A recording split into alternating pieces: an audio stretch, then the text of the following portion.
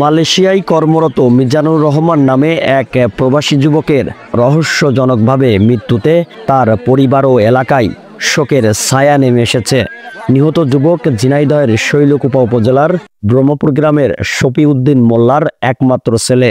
নিহতের মরদেহ 16 দিন পর শনিবার রাতে নিজ বাড়িতে পৌঁছালে কান্নায় ভেঙে পড়েন স্ত্রী, সন্তান ও আত্মীয় পরিজন।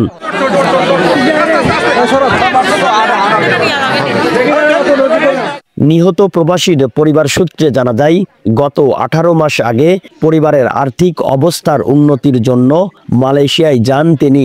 সেখানে একটি ওয়ার্কশপে শ্রমিক হিসাবে কাজ করতেন। কিন্তু হঠাৎ 18 দিন আগে মিজানের আকস্মিক মৃত্যুর খবর আসে পরিবারের কাছে। কিভাবে মিজানের মৃত্যু হলো সে বিষয়ে পরিবার খোঁজ নিলে জানতে পারেন কর্মরত ওয়ার্কশপে তার ঝুলন্ত মরদেহ পাওয়া যায়। পরে স্থানীয় পুলিশ তার মরদেহ উদ্ধার করে হাসপাতালে নিয়ে গেলে কর্তব্যরত চিকিৎসক তাকে মৃত ঘোষণা করে।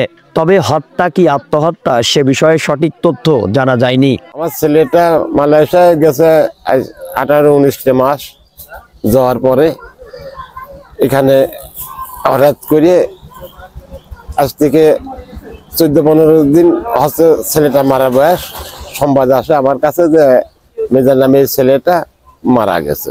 কিভাবে মারা গেছে?